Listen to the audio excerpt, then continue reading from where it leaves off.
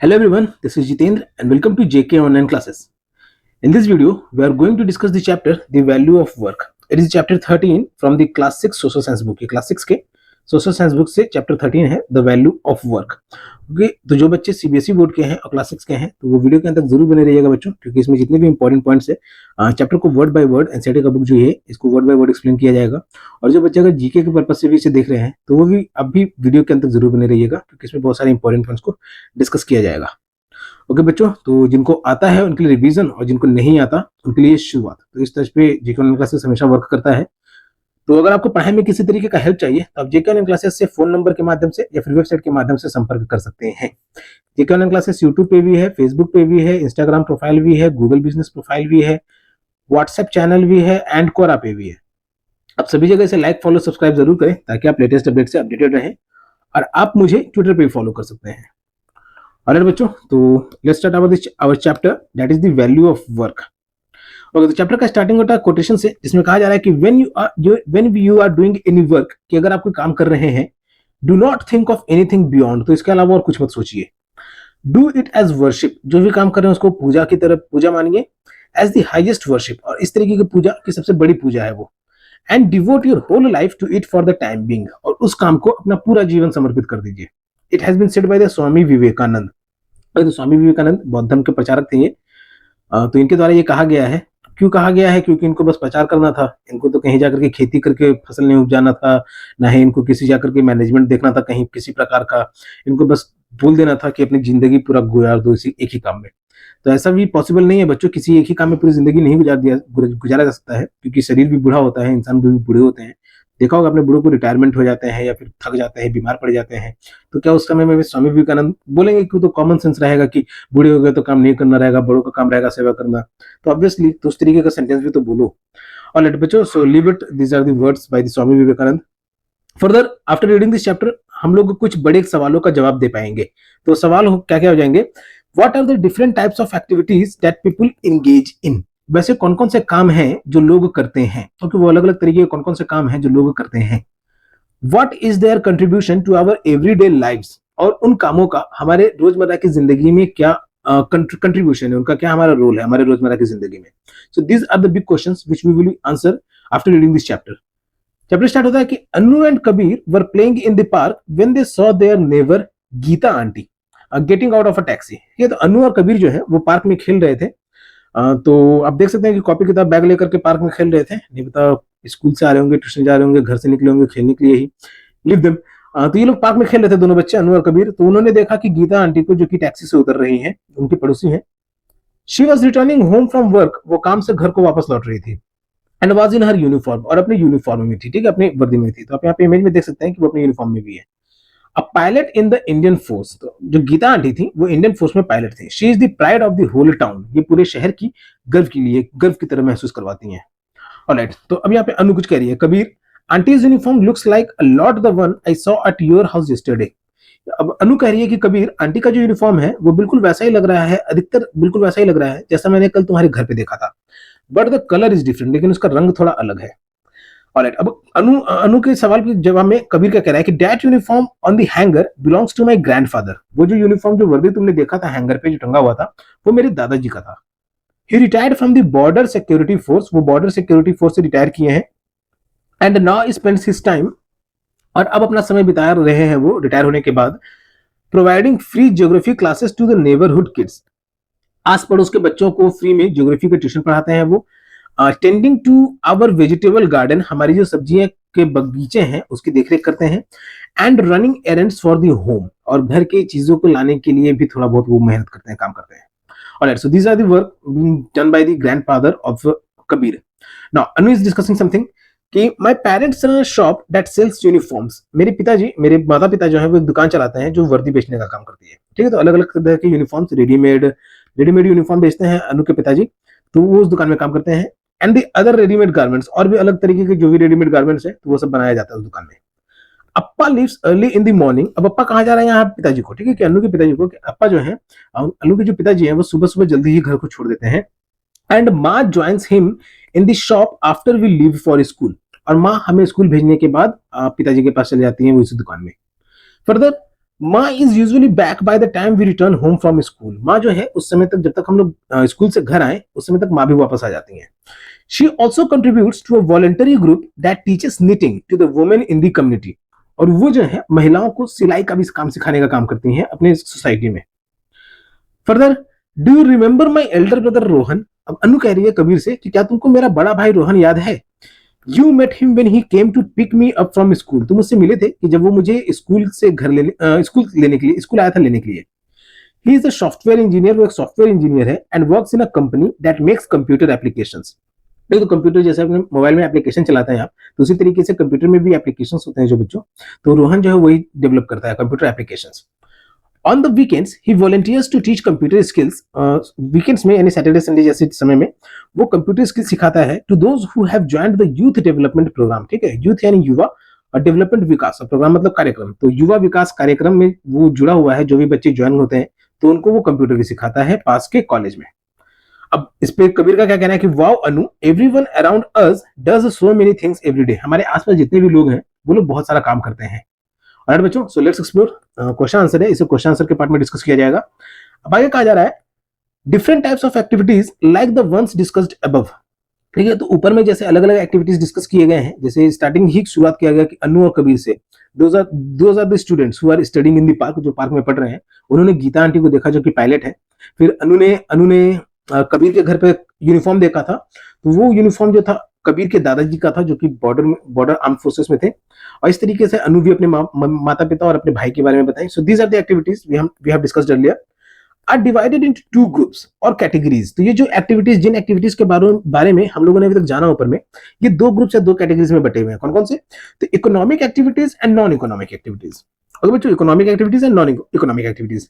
अब further, economic activities are those that involve money और are performed in exchange for money. Economic activities वो activities है जिसमें पैसा मिला हुआ होता है, मनी इन्वॉल्व होता है, या फिर एक्सचेंज फॉर मनी। ठीक है, पैसे के बदले कुछ लेना देना होता है, तो उसमें हम लोग कहते हैं इकोनॉमिक एक्टिविटीज। और money's worth for the parties involve, या फिर अगर कोई भी पार्टी इन्वॉल्व है तो उससे भी पैसे से लेन देन होते हैं, तो उसको इकोनॉमिक एक्टिविटीज कहते हैं।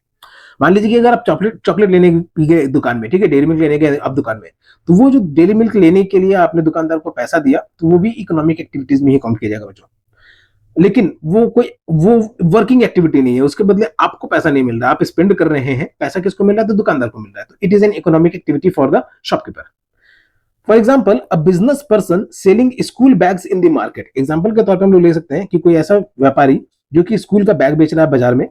A farmer selling produce in the market. एक किसान जो कि उसके खेतों में उगे हुए सब्जी हैं, अनाज है, तो उसको अगर बाजार में बेच रहा है तो वो भी इकोनॉमिक एक्टिविटी में आएगा। A lawyer arguing a case, एक वकील जो किसी केस के लिए बहस कर रहा है और उसके लिए वो फीस चार्ज कर रहा है। ठीक है, तो ये भी उसके इकोनॉमिक एक्टिविटीज में आएगा।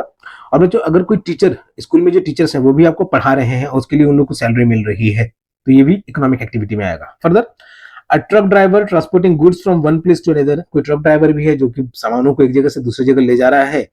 Workers employed in a car manufacturing factory, वो वर्कर जो कि किसी कार बनाने के इंडस्ट्री में, फैक्ट्री में काम कर रहे हैं, तो those workers are also indulged in economic activities. Now there are few definitions of market, कि place where people engage in the exchange of goods and services। वो जगह जहां पे लोग गुड्स या फिर सर्विसेज का एक्सचेंज करते हैं, तो उसे हम लोग कहते हैं मार्केट।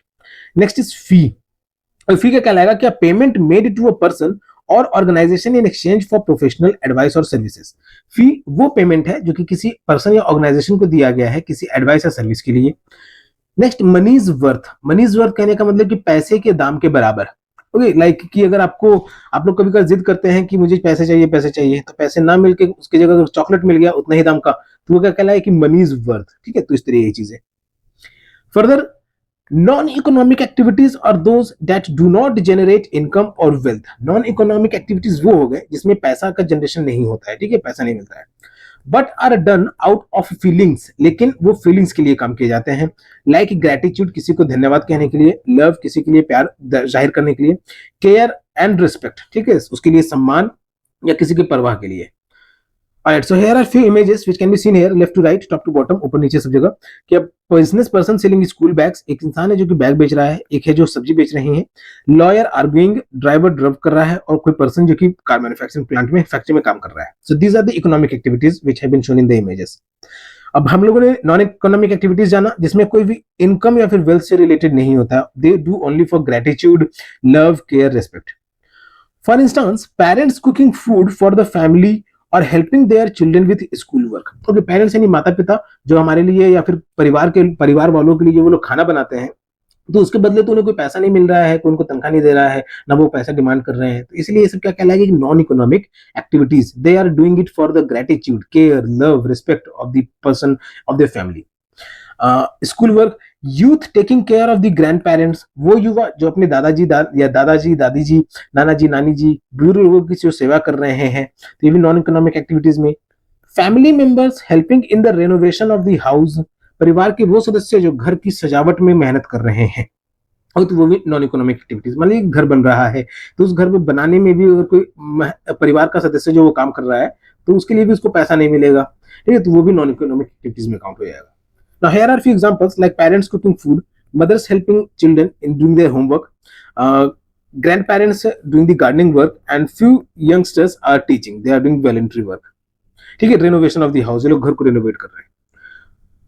और बच्चों, तो ये let's explore your question answer के पार्ट में डिस्कस किया जाएगा। आगे के पार्ट में है इन अनूज एंड कबीर स्टोरी, अनु और कबीर की स्टोरी जो हम लोगों ने ऊपर देखा, अभी ऊपर हम लोगों ने जाना, Geeta aunty the air force pilot, जो गीता आंटी का डिस्कशन किया गया ऊपर में, जो एयरफोर्स की पायलट है, रिसीव्स अ सैलरी, उनको एक सैलरी मिल रहा है।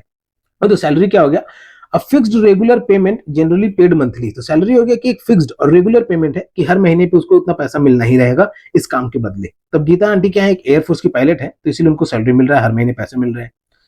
She serves the country and performs an economic activity too, वो देश की सेवा करती हैं और इकोनॉमिक एक्टिविटी दोनों भी वो भी कर रही हैं। कैसे, क्योंकि उनको भी पैसा मिल रहा है, वो भी जब सामान खरीदने जाती हैं तो बाजारों में पैसा देती हैं, तो सामान खरीद बेचना होता है तो भी वो पैसा लेती हैं।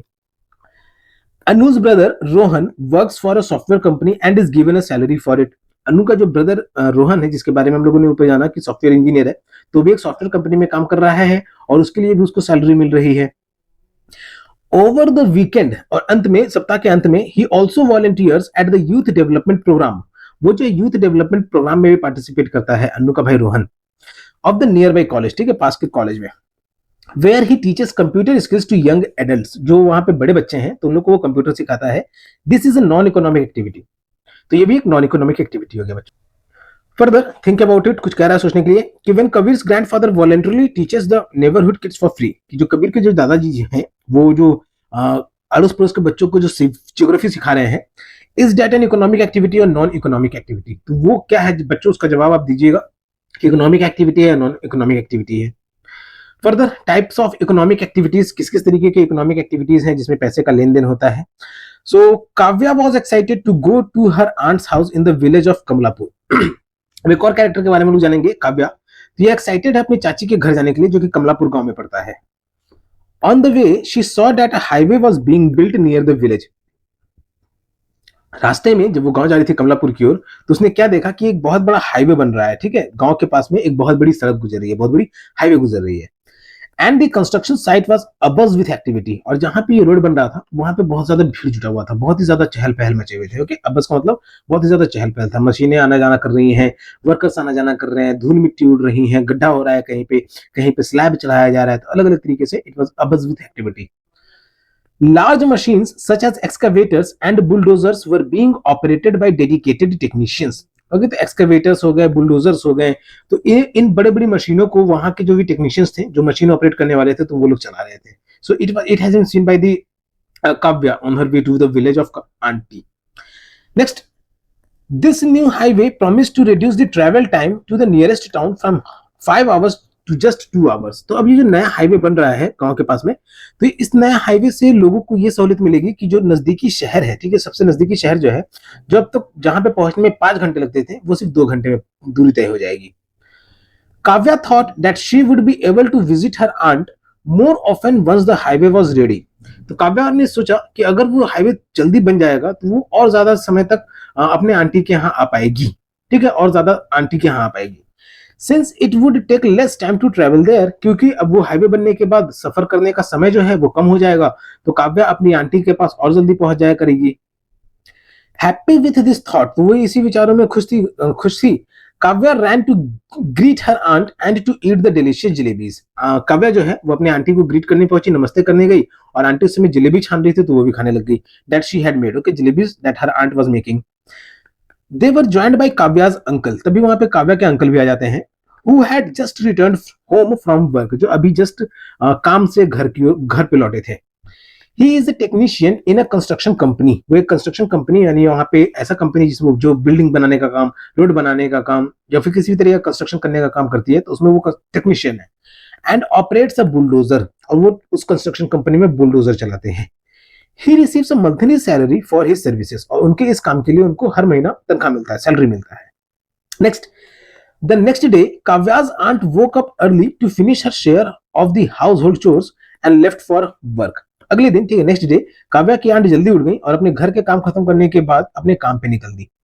She is employed at the village post office and is paid a monthly salary. वो गांव के डाक घर में काम करती हैं और उनको भी हर महीना तनख्वाह मिलता है. ओके, विलेज पोस्ट ऑफिस में काम करती हैं वो और हर महीना उनको सैलरी मिलता है. In the evening after her office work, शाम में ऑफिस के काम के बाद, she also conducts online classes to help students prepare for school exams. तो वो डाक घर में काम करने के बाद शाम में ऑनलाइन क्लासेस भी लेती हैं उन बच्चों के लिए जिन बच्चों का एग्जाम नजदीक आ चुका है, परीक्षा नजदीक आ चुका है. तो उन बच्चों को वो लोग पढ़ाई में, काव्या की जो आंटी है वो पढ़ाई में भी हेल्प करती हैं पोस्ट ऑफिस के काम के बाद. She charges a weekly for these classes, और इस ऑनलाइन क्लासेस के लिए ये हर सप्ताह में फीस लेती हैं, चार्ज जैसा भी पैसा ये लेती हैं. ठीक है, तो पेरेंट्स पे करते हैं बच्चों को पढ़ाने के लिए.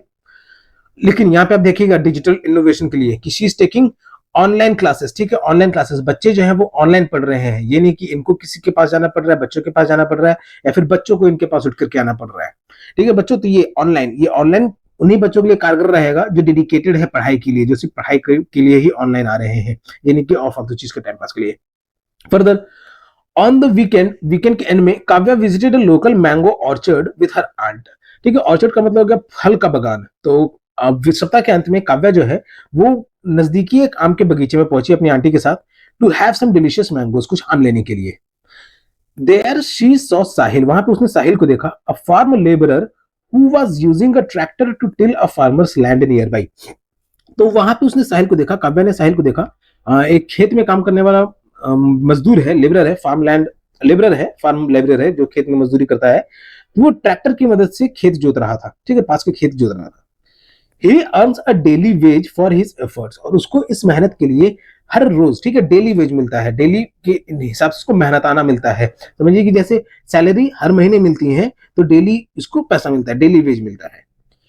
He gets some payment for his work in cash, उसको अपने काम के लिए कुछ पैसा जो है वो कैश में मिलता है.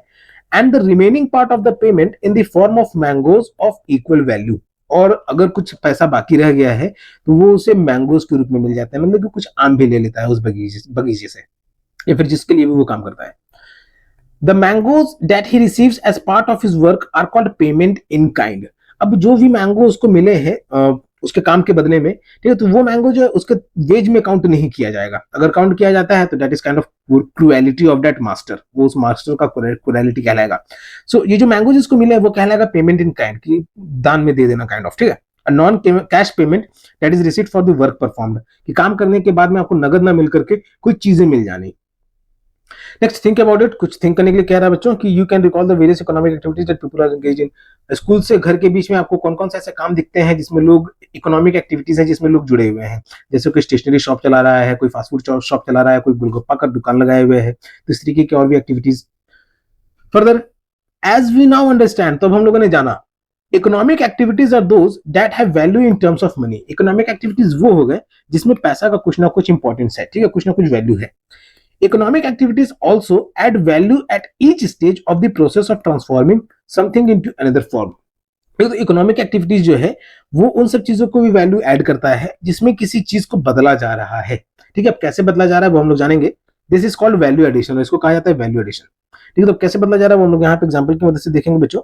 Late us take the example of Kavya's father. ठीक है, तो हम लोगों ने काव्या के बारे में जाना, उसके आंटी के बारे में जाना, और अब काव्या के पापा का एग्जांपल लिया गया यहाँ पे जिनका नाम राजेश है. टू अंडरस्टैंड दिस, इसको समझने के लिए, Rajesh is a carpenter who buys wood from a nearby market for 600 to make furniture. Rajesh जो है वो कारपेंटर है, ठीक है, कारपेंटर को हिंदी में हम लोग बढ़ई कहते हैं, ये लकड़ी का काम करने वाले हैं। तो वो नजदीकी मार्केट से लकड़ी खरीदते हैं 600 रुपए में, और उससे फिर फर्नीचर बनाते हैं। ठीक है, फर्नीचर क्या होगा बच्चों, तो टेबल हो गया, चेयर हो गया, कबर्ड हो गया, अलग अलग टाइप के फर्नीचर्स होते हैं, वुडन फर्नीचर। तो वो फर्नीचर बनाने का काम करते हैं। तो here we are taking, here the example is being shown of a chair. He uses special tools and other materials for building the furniture. वो अलग अलग खास प्रकार के औजार और भी मटेरियल्स का इस्तेमाल करते हैं फर्नीचर बनाने के लिए। Rajesh sells a chair for 1000 each in the market. और राजेश जो चेयर बनाता है उस एक चेयर को वो 1000 में बेच देता है बाजार में। The wood for the chair cost 600। जो लकड़ी उसने खरीदी कुर्सी बनाने के लिए वो 600 रुपए की थी। So what is the remaining 400? तो बाकी का जो 400 एक्स्ट्रा उसे मिला वो क्या है? It is the monetary value of Rajesh skill time and effort. ठीक है, तो ये राजेश के हुनर का दाम है, उसके समय का दाम है और उसके मेहनत का दाम है। क्योंकि जिस आदमी ने भी कुर्सी खरीदा तो वो राजेश के पास आया, उसने कुर्सी को देखा और राजेश ने उस कुर्सी को बनाया हुआ था, लकड़ी से बनाया हुआ था, जो लकड़ी उसने बाजार से खरीदा था। तो उस लकड़ी की कुर्सी को, उस लकड़ी को कुर्सी का आकार देने में उसका स्किल, उसका टाइम और उसका एफर्ट, तो इन सब चीजों के लिए 400 रुपए एक्स्ट्रा उसमें लगे। Which went into making that chair. जो इसका सारा एफर्ट लगा राजेश के द्वारा उस चेयर को बनाने में। Rajesh has added value to the wood by turning it into furniture. ठीक है, तो ये वैल्यू एडिशन जो हम लोग जान रहे हैं अभी, ठीक है, this is called value addition. कि मॉनेटरी का भी पैसे का भी एक्सपेंशन होता है अलग अलग स्टेजेस में भी। तो राजेश ने क्या किया कि उस लकड़ी में वैल्यू ऐड कर दिया, उसको फर्नीचर का रूप दे करके। From buying the wood to selling the chair, these activities involve payment. लकड़ी खरीदने से लेकर के कुर्सी बेचने तक सब में पेमेंट इन्वॉल्व है। They are there for a part of economic activities. इसीलिए इस वर्क को जो है इकोनॉमिक एक्टिविटीज का हिस्सा कहा जाएगा। और बच्चों, सो हियर लेट्स एक्सप्लोर, ऐसे क्वेश्चन आंसर के पार्ट में डिस्कस किया जाएगा। अब next question is the importance of non economic activities. तो अभी हम लोगों ने जाना इकोनॉमिक एक्टिविटीज के बारे में, जिसमें मॉनेटरी, फाइनेंशियली, इनकम, इस तरह की चीजें एक्सचेंज हो रही हैं या फिर रिलेटेड उससे रिलेटेड है। अब हम लोग जानेंगे नॉन इकोनॉमिक एक्टिविटीज का इंपॉर्टेंस, कि नॉन इकोनॉमिक एक्टिविटीज का महत्व क्या है।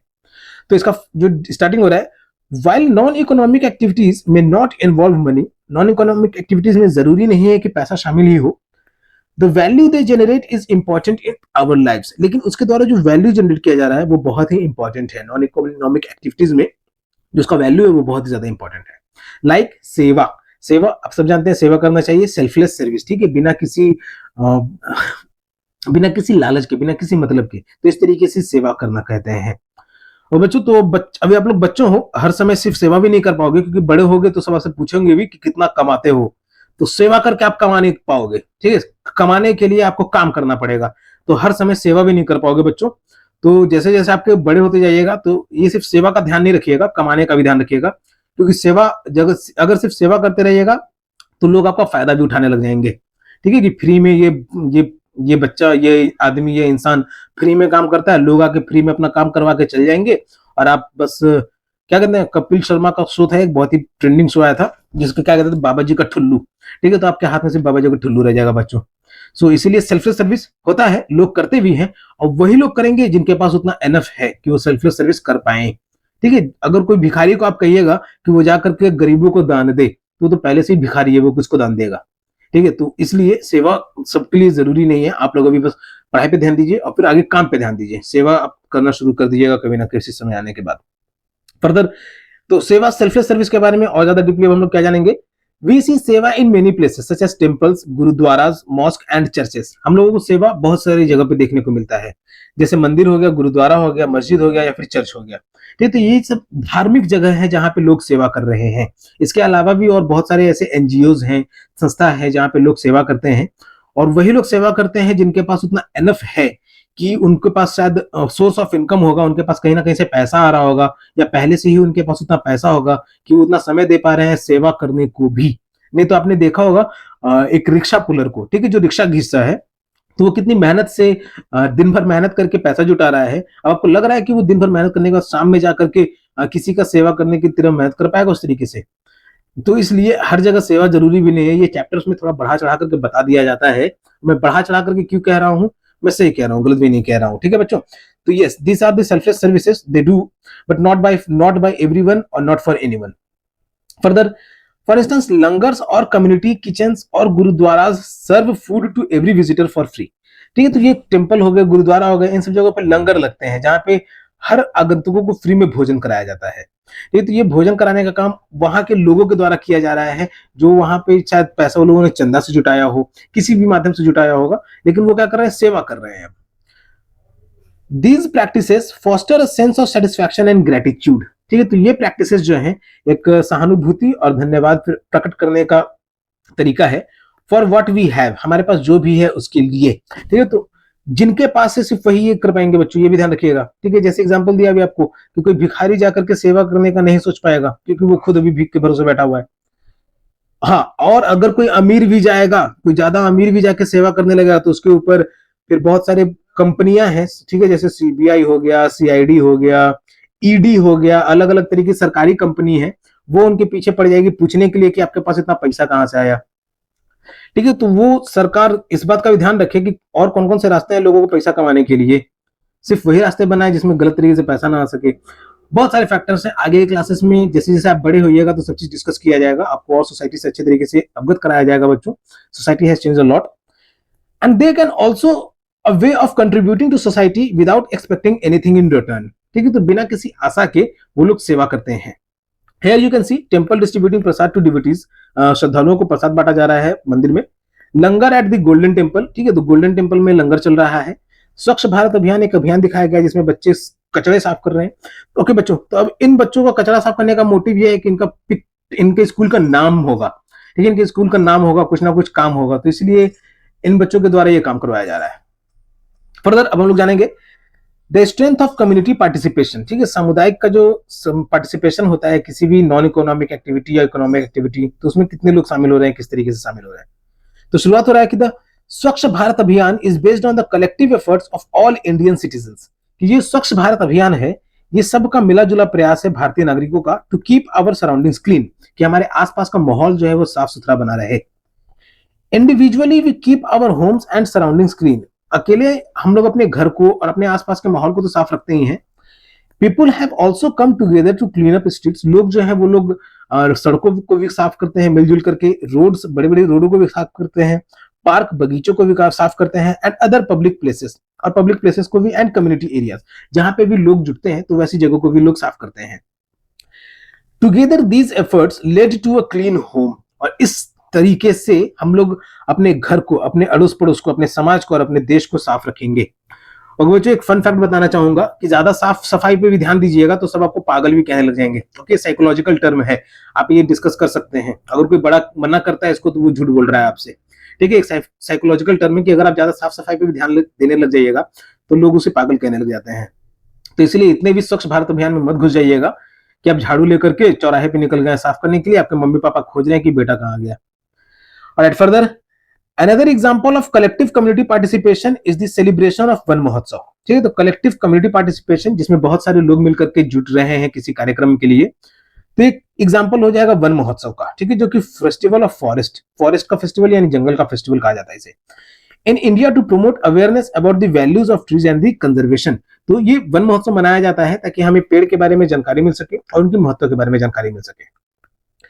This initiative brings together members of the community for tree plantation drives। अब ये जो स्वच्छ भारत अभियान जैसे हो गए और फिर वन महोत्सव, ये सब जो कार्यक्रम है, इन सब कार्यक्रमों की मदद से जो यंग जनरेशन है, जो ओल्डर जनरेशन है, तो उन सबको साथ में लाया जाता है ताकि साफ सफाई भी बनाई जा सके, पेड़ पौधे भी लगाए जा सके। और बच्चों, so this is the end of the chapter. और society is very complex. Society जो है बहुत ही जटिल है बच्चों। अभी आप 6 क्लास में हो, ठीक है, ऐसे बहुत सारी चीज होंगे जिसको बड़े कहते होंगे कि गलत चीज है, लेकिन आपने उसे फिर देखा भी होगा कि बड़े उसको खुद भी करते हैं। ठीक है, तो इसलिए सोसाइटी बड़ी जटिल है। बस आप जो टेक्स्ट की चीजें हैं उसे ही ध्यान में रखिए, उसे ही याद रखिए ताकि आप अच्छा नंबर ला सके एग्जाम में, और बड़े होकर के जो भी बनना चाहते हैं तो आप वो अपना बन जाइए, ताकि फिर आपको कोई कुछ कह ना सके कि चलो झाड़ू उठाओ और स्वच्छ भारत अभियान का हिस्सा बनो। ठीक है, आपको कहना पड़े कि चलो झाड़ू उठाओ और जाओ स्वच्छ भारत करके आओ। ठीक है, उसके लिए आप उसे पैसा भी दीजिएगा, ऐसा नहीं है कि सैलरी रख करके उसे हायर कीजिएगा। ऑलराइट बच्चों, so this is the end of the chapter the value of work, that is the chapter 13 from the class 6 social science book. किसी तरह का कोई परेशानी आया है तो आप वेबसाइट पे जाकर के कमेंट करके मुझसे पूछ सकते हैं, या फिर आप फोन नंबर के माध्यम से भी डायरेक्ट पूछ सकते हैं।